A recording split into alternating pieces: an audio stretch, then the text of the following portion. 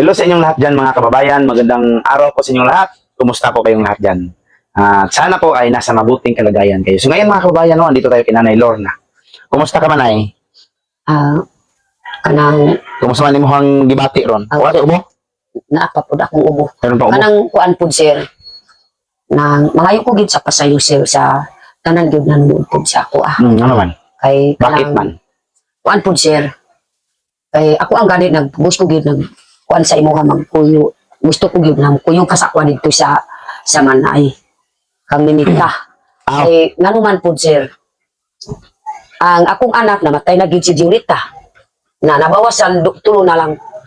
Mao gyud na nagpugos ko pud sa imo ka sir para na makakita ko sa akong anak na murag kanang Namingaw ka? namingaw ko gyud kininita. Dili karon na di ko gyud adtuan pud si Ninita kay muhida mi pud sir diri sa tungas Ninita. Patunga gyud si Ninita. Mao gyud na bisag nakaingon na gyud si Ninita na iyang gimahal si iyang bana si Dolly. Na wa nagmahal sa ako pero sakit ang ko gyud sila hadtod karon. Pero dili gyud mawala pud akong hunahuna na gimahal ko pud si Ninita. Mao gyud na mingawong ko kay last na lang lisod gyud. Last na lang pud akong anak na tanawa gyud sir ni Isip anak nimo, gimahal nimo siya. mingawong ko gyud abino kanang mingawong ko gyud kininita. Ay lusina ang anis pud siya sige pagdidis ako Mao gyud na gi ko gyud kalimtan. Okay lang man yan ay, okay lang man yun. So, sabi ni Nanay Lorna mga kababayan, humingi siya ng pasensya no, sa akin. At kahit sa inyong lahat kasi pinilit niya daw ako na puntahan doon si Ninita. No? Kahit maaga pa ng mga pangyayari na humiwalay siya kay Nanay Lorna. So, gusto talaga na makita. Kahit po daw sa mga salita ni Ninita na nasaktan si Nanay Lorna, nung nasabi ni Ninita na mas mahal niya si Julie kaysa kay Nanay Lorna, kahit na nasaktan si Nanay Lorna daw doon mga kababayan, ay nakiusap pa rin siya sa puntahan namin. Kasi namimiss talaga daw niya si Ninita bilang isang anak. Kahit na po daw sa mga pangyayari, hindi niya talaga may tatangging anak niya naman talaga si Ninita. No? Kaya hindi niya maiwasan na mamimiss niya si Ninita. So, okay lang yan na yun. Bali, para din sa lahat dyan mga kababayan, so humingi kami ng pasensya din. Kasi naman po yun ako, naapoy kining nalain ba? Naapoy nalain nga kining yadto na to si Ninita. Pero ang kuan gyud sorry lang gyud sa nalain kang Nanay Lorna. Kung pananglitan kamo pa gyud na anak na last na lang. Dili gyud mawala ang ako ang hunahuna si Kininita. Abi no sir kanang nagkuan ko dito sa atubangan sa imong sakayanan, kanang naghapa ko dito, nagtago ko na makaingon pud akong hunahuna. Saan na ko gyud kung makakita gyud unya si Ninita sa ako Oo ka balo. wa ko gyud kanang una-una lang. Oo, unsay bation niya. Kung unsay bation po ni Ninita, kung unsay akong bation. Kanang nagapa ko po dito sa atubangan sa sakayanan ni Sir. Akong una-una, magsubay-subay na ko unsaon ko gid si Ninita kung makakita sa ako kung muhila ko kung sabi. Kung nahilak mo yung gato, nakalungkot na. Nakahila ko gid kay tungod gid kan. Mingaw ko gid kay Ninita. Bisag wala na ko gid ni Ninita siyang kamisik pero ako gid kay magsabot ko gid kay Ninita kay bata pa gid ang hunahuna. Pero gimingaw man siya sa mga nay. Mingaw man po siya sa Ninita. Ilan man kayo kay pag kita niya sa mga ngita sa asa ka. Oo. Sabi ni Nanay Lorna mga kababayan na humingi siya ng sorry din po no, sa lahat. Kung bakit hindi niya napigilan talaga, napuntahan niya talaga si Ninita. No? Nakiusap talaga siya kahit siguro mag-iisang linggo pa lamang na andun si Ninita, hinatid namin. Pero hindi napigilan ni Nanay Lorna pinupuntahan talaga niya no? Kasi namimiss niya. Kaya nga yung tumatago siya sa sasakyan mga kabayan, nasa isip niya, ano kaya yung reaction ni Ninita ngayon kung makikita ko? Ano kaya yung, no, para bang kinabahan si Nanay Lorna at na-excited, no? Na ano yung reaction tuwing magkikita sila? Kasi isang linggo silang hindi nagkikita at first time na nangyari yon. Kasi noon, nung mamasyal si Ninita doon sa kamag-anak namin, mayroong 2 araw, 3 araw lang, ganun. So, di tulad no, sa sitwasyon ngayon, na ilang araw talaga na wala na si Ninita nakikita na. Hindi na nakikita ni Nanay dahil nandun na kay Jory. Kaya yun mga kababayan, humingi ng pasensya si Nanay Lorna.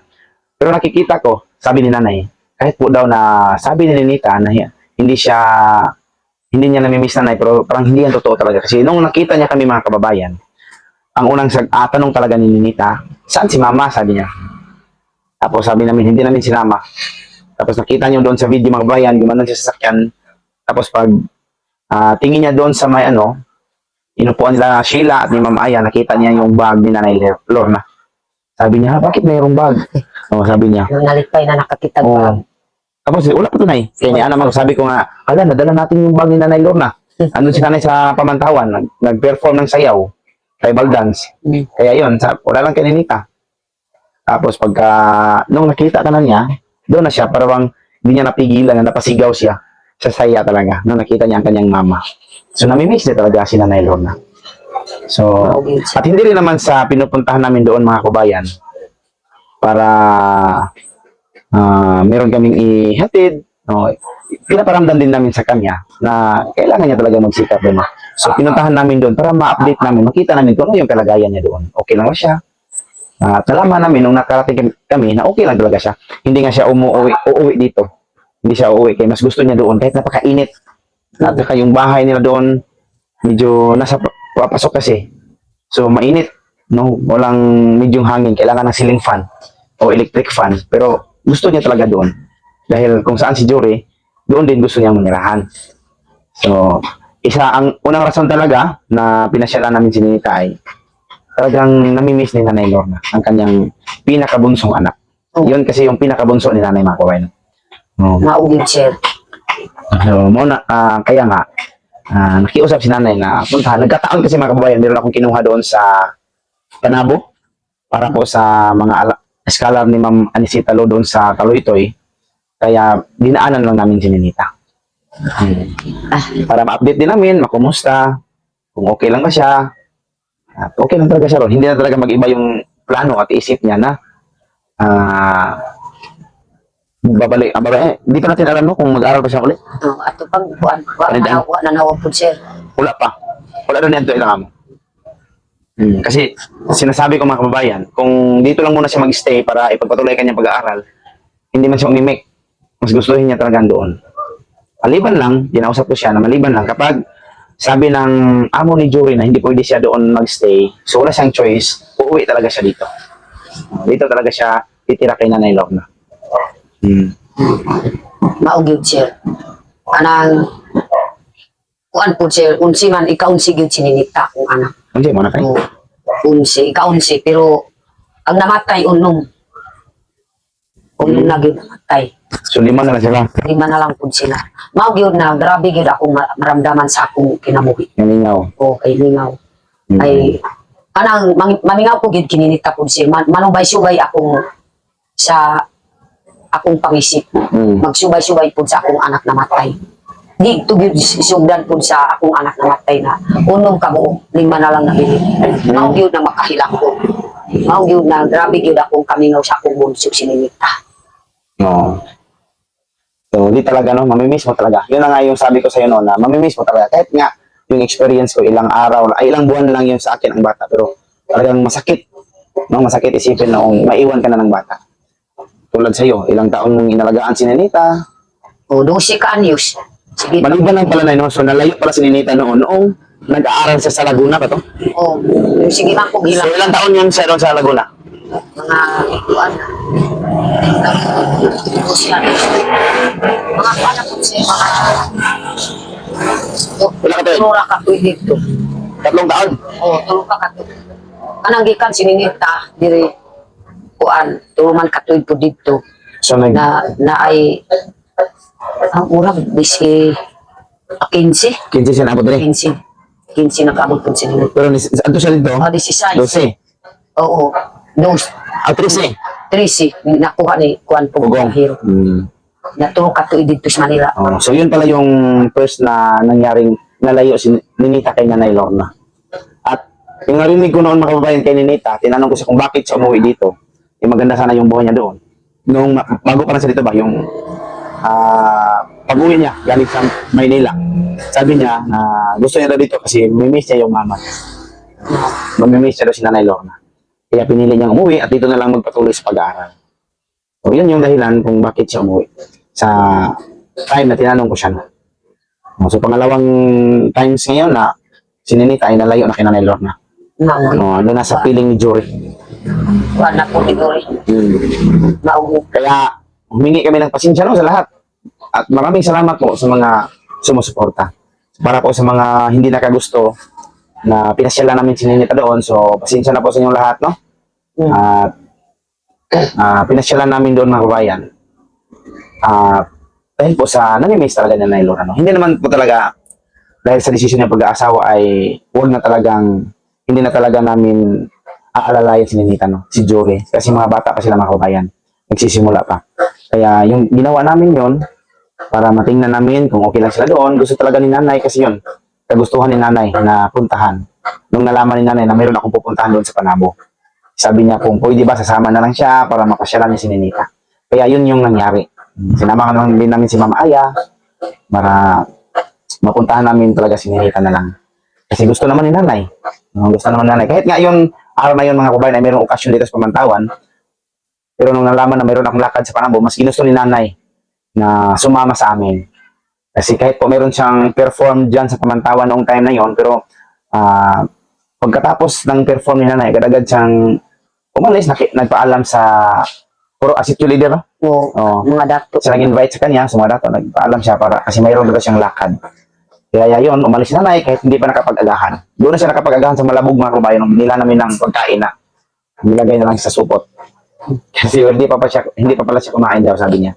Kasi excited siyang makapunta kay Ninita. Kaya, pasensya po mga kabayan, no?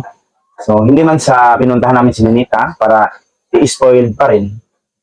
Para pagustuhan pa rin kung ano yung gusto niya. So, hindi po sa ganun mga kabayan. Pinuntahan namin dahil sa na-miss ni Nanay Lorna. Pero, ipapakita pa rin namin sa kanya kung ano talaga yung mga Unsay resulta. kahintan. Oh. Unsay kahintan po nila dito. Oh. Kung pananglitan, kung lain po ang batasan ni Dory, na kana po ako ang giisip po siya na gusto ko gyud makaugang kagid sa ako dito. Kay wa ta gyud nakahibalo kung unsay batasan sa lalaki. Pero murabutan lang si Jory na So, okay man si Jory kasi sabi man ni Ninita daw, okay daw. No? Oh, okay daw. No. Pero Pero kanang bago pa man, so wala ka nakapalo. wa ta pag nakahibalo. Unsay mga decision sa iyang una-una kay murag bata gyud Mga bata ang pa. una-una ni Nita. Mao gyud ako ang gibisita. So, yun yung pagbisita. Pero hindi nakatulad noon mga kababayan, no? Na kung ano yung hingiin niya. So, bigay agad si Nanay Lorna. So, nung time na pinuntahan namin, so, binilhan lang namin ng pan, tapos, sinaluhan namin doon, gano'n. Pero may binigay din si Mama Aya, no? Kasi, yung sunblock, kasi wala naman siyang pambo. Sabi niya, bigay daw ng pambo, ay ka ng pampaganda. Tapos, hindi namin dinalhan. So, tiningnan lang namin doon kung okay lang ba si Ninita. Kahit po napakainit, talagang gusto niya doon siya tumira. Napakainit ng walang masyadong hangin. Kaya pasensya na po no sa lahat ng sa lahat po na parang hindi nagustuhan na pinasyalan namin si Ninita. Pasensya na po sa lahat. Basta yung ginawa namin ay hindi para i-spoil pa rin si Ninita sa kung ano yung gusto niya. Kundi tiningnan namin kung okay lang ba siya doon, hindi ba siya naghihirap. Kung naghihirap man siya doon ay talagang yun yung consequences sa kanyang mga maagang desisyon. Maagang pag-aasawa. So yun yung mga consequence, no? Kaya maging resulta talaga yan sa kanyang mga desisyon, sariling desisyon, hindi nakikinig sa kanyang nanay. So, yun yung tinitingnan namin doon. At salamat din naman mga kababayan sa mga supporters, no? Na gustong makakita kay Ninita. Maraming salamat po sa inyo lahat. So, hindi pala nag-iisa si Nanay Lorna sa kanyang karamdaman na gusto makita si Ninita. Kasi marami man din yung gustong makakita kay Ninita. Masaya sila na nakita si Ninita. Di yun na rin po sir ako unaw na yun kininita. Kanang di ko yun malimutan. Lagi makakita ko po sa hidaanan po nila. Kahila ko kung gabi ina. Namimiss. Naay mo hida dito. Kaya sa hidaanan ni Nita. Abi na ko ginas ni Nita. Maugin na di yun basta-basta ko. Isip yun kininita. Kaya, so, yung pagpupunta namin mga kabayan, bilang update din po yan sa kanyang kalagayan, no? At pag kumusta, kung okay lang ba sila doon, ganun lang. So, yun lang po yung sadya talaga namin doon. Yung makita na okay lang sila. Kasi bilang ina mga kababayan, hindi talaga mapigilan yung pag-alala sa kanyang anak mo. Lalo na nasa isip niya na Nanay Lorna na napakabata pa ni Ninita. saka yung mga ugali niya, batang-bata pa talaga. Yung ugali niya, Ninita. Kaya hindi maiwasan ni Nanay Lorna na maging mag-alala siya kay Ninita. Kaya kung ano yung desisyon ni Nanay, yun yung tinutupad din namin. No? Gusto niyang mamasyal kay Ninita at magkataon na mayroon kami lakad. Hindi naman sa yun lang talaga yung sadya namin. No? Mayroon kami kinuha doon banda, malapit lang, medyo malapit lang. Siguro ilang minutes lang yung biyahe. So kaya dinadaanan lang namin para kahit paano, mapasyalan namin siya at makumusta. So yun lang po yun talaga mga kababayan. No? At maraming salamat talaga at pasensya po sa lahat na hindi nakakagusto. Bakit pinuntahan ni Nanay Lorna doon? Ang kuan gyud mao gyud nag-adto ko pud ako ang giuban pud si Silon yun si Ma'am Aya kay ako ang tan-awon kay nag-ingon man pud si Ninita na wa na gyud ang hunaw-una pud sa pangisip pud nila sa iyang mama. Ang ginaay naigugma pud sa iyang asawa siguro. Wa na gyud hunaw-una pud sa ako. Mao gyud ako ang giadtuan kay ako ang tan-awon kung wa na gyud nag-miss pud sa ako si Ninita.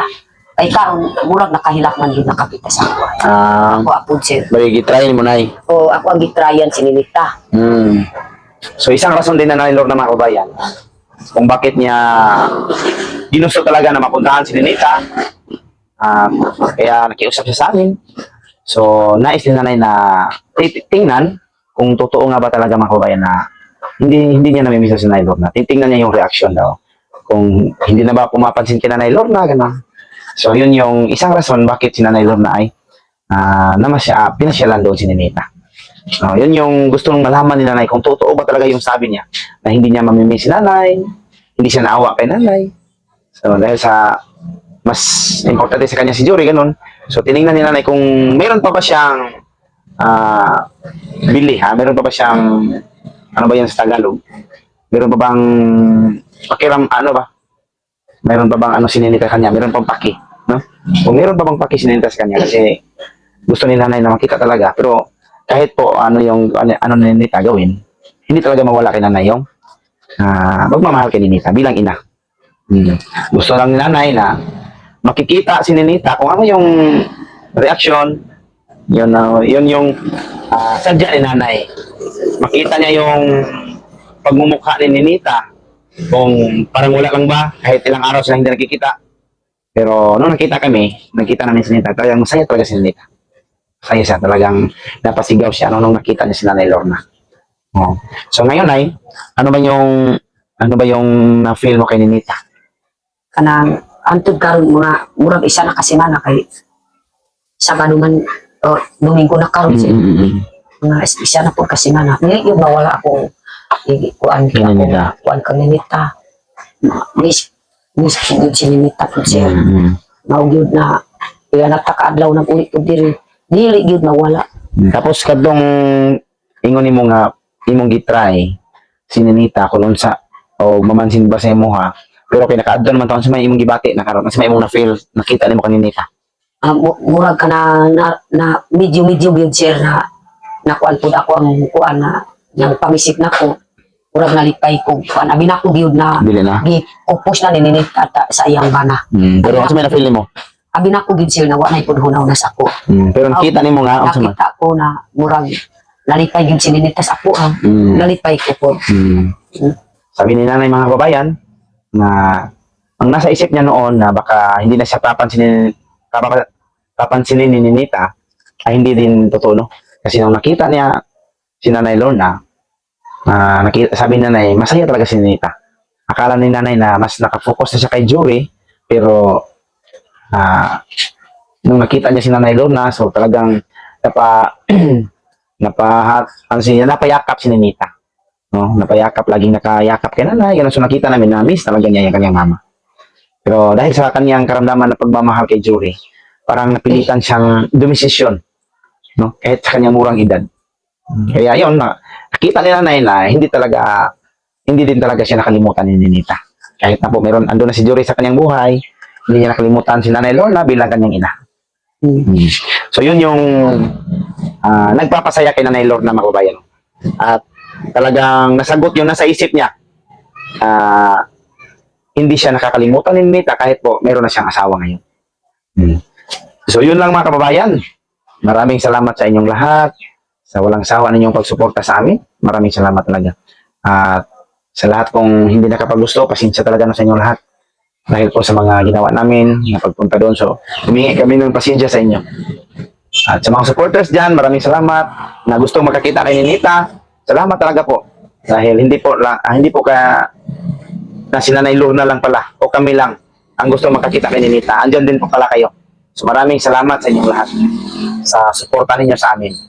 So hanggang sa susunod mga kababayan no, na pagbisita natin kay Ninita, pag-update natin kay Ninita kung kumusta yung kalagayan niya doon. Kasi sabi niya nung pagpunta namin, siya yung nagluluto, may rice cooker na doon. Minsan magluluto ng gulay. So, may natutunan na siya kasi siya talaga yung maiwan sa bahay. Kasi sila Jory andun sa paligid, naglinis ng mga tanim na saging. No, andyan lang man sa loob, nakapader, mayroong gate. Sa paligid, mayroong mga tanim, mangga, saging. Doon sila Jory naglilinis. Habang si Ninita andyan sa bahay, so nag-prepare sa kanilang pagkain no, nagluluto. Kaya yun mga kababayan, meron nang natutunan si Ninita.